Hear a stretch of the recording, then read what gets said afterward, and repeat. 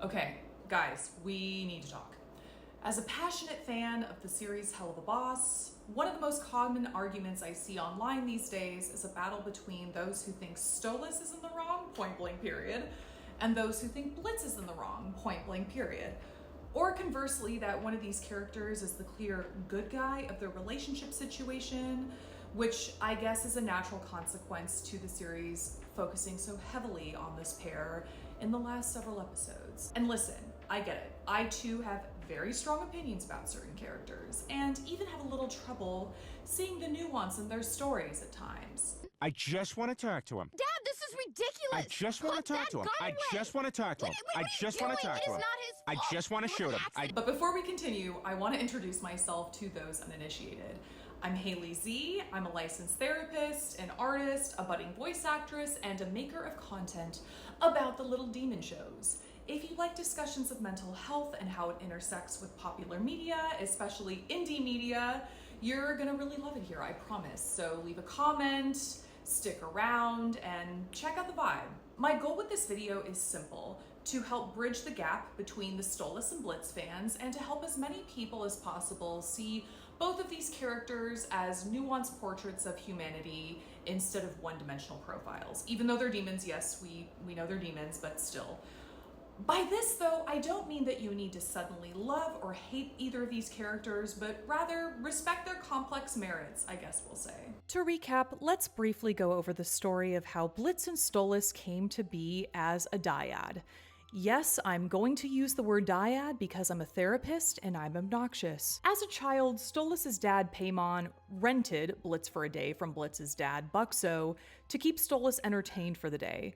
Blitz then stole a bunch of stuff from Stolas' palace and made off with it. He then randomly had the idea to attempt the same with the grimoire 25 years later, though with the added twist that this heist ended up in banging Stolas. From then on, Blitz would trade sexual favors with Stolas once a month in order to borrow the grimoire, which would allow him to legally travel to Earth to conduct murders for his murder business. The pair proceeded to have a variety of dramas following this arrangement, including but not limited to Blitz using Stolas to get into Ozzy's club to spy on his subordinates, and Stolas just generally treating Blitz in a diminutive way each time they interacted. After Stolas gives Blitz an Asmodean crystal, thereby eliminating the need for a sex grimoire exchange, the two fight and exchange hurt, confused feelings, causing Stolas to thereafter maintain a great deal of emotional distance from Blitz. And finally, in the most recent episode, Apology Tour, we see Blitz eventually apologize to Stolas, only for Stolas to essentially reject this apology and start pursuing a different guy at a party. A party, need I remind you guys, that was intended to shit all over Blitz. I'm sure that just me reading out this paragraph is probably already making some people's blood boil, which is understandable because this short retelling cannot possibly contain all of the nuance that this situation really entails.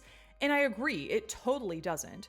But okay, let's start answering that question of how quote-unquote good or how quote-unquote bad are Blitz and Stolas within this relationship dynamic. Spoiler alert, there is not going to be a straightforward simple answer here, but let's just start with Blitz. One could argue that Blitz was the one who quote-unquote started it all by having the idea to steal the grimoire in the first place. And after he and Stolas started boning, one could argue that he is using Stolas for the grimoire rather than actually pursuing authentic intimacy with him. And in his interactions with Stolas, just in general, he is kind of a dick, you know? But then with Stolas, he is the one that had the idea to do the exchange in the first place. And as many have so aptly pointed out, he is the one with the social and political power. Not to mention, he owns the book, he has the resource that Blitz so desperately needs, which means that he is using Blitz for the intimacy he so craves by offering access to the grimoire. And if we're keeping it a buck here, he can be pretty creepy to Blitz at times, even hitting on him in front of his own daughter or while Blitz is working. So obviously, I think we can all agree that both men are in the wrong here in some ways. Both of these people have contributed to the material conditions of their current state of affairs. But since I'm a therapist and my world is absolutely gray and gradient as all hell, we're gonna do some empathy building here so that we can better understand the why of why both of these people might have made these decisions here.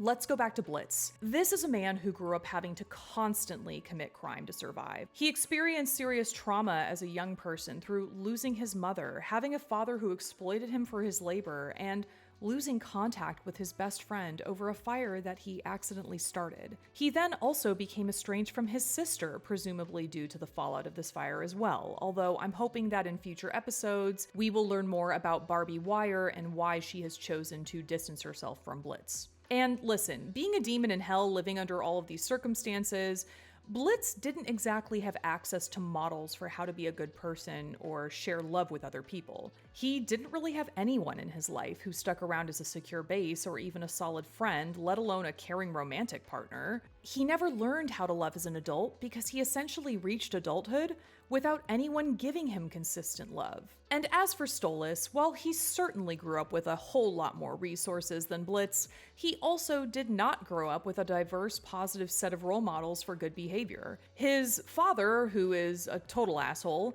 saw him as a nuisance at worst and an accessory at best.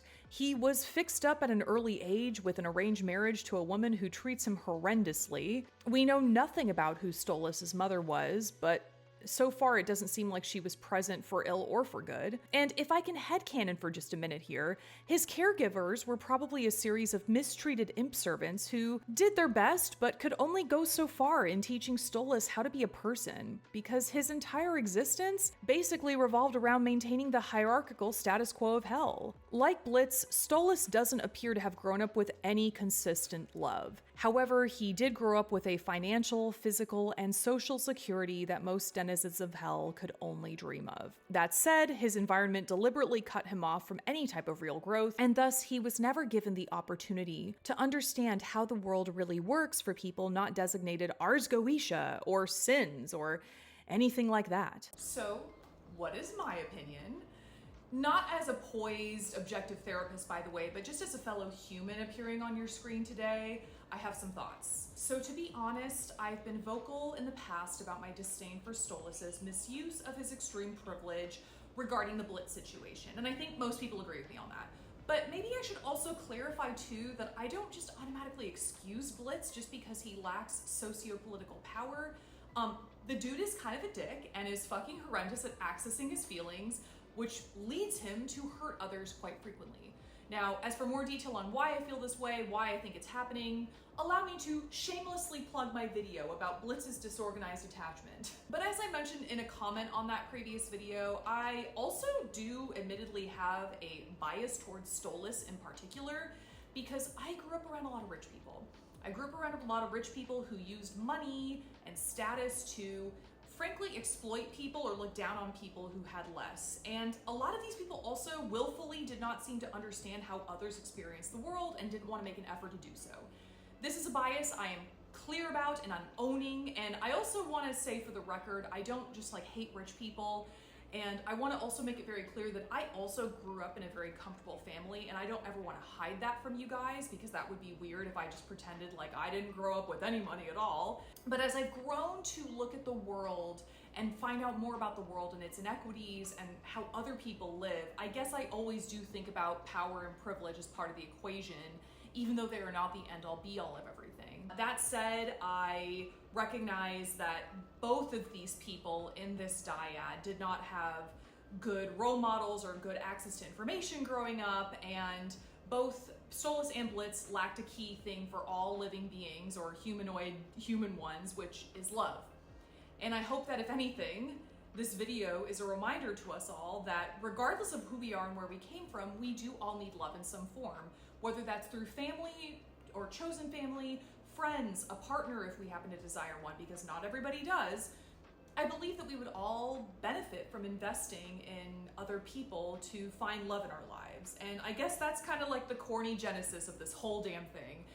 I'm just using the baby demons as a jumping off point for the conversation. So again, this video was not made to make people switch sides or anything like that, or renounce their opinions on Stolas or Blitz at all. Rather, I'm just hoping to turn some of the gears in people's heads to think about this situation in a different way, if possible. In my opinion, this isn't a situation of person A sucks, person B's good, or anything like that. It's more like, hey, both of these people kind of suck. but I see why they may have started sucking. And even though I may personally resonate more with person A than person B, or person B over person A, I can see the other person's perspective. Regardless of our stance, I think we can have empathy for and even like these characters, even if they kind of fucking suck.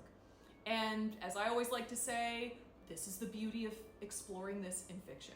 So thank you guys so much for listening to this. I hope that my little opinion piece, again, inspires new ways of thinking, inspires new conversations, or even if it just really is going back to that need for love, I hope it does that too. And we have a while until the next episode, so let me know what other Helluva Boss topics you want to hear about next, or non-Helluva Boss topics are great as well. And in the meantime, take care, my weenuses, and I will see you soon. Bye.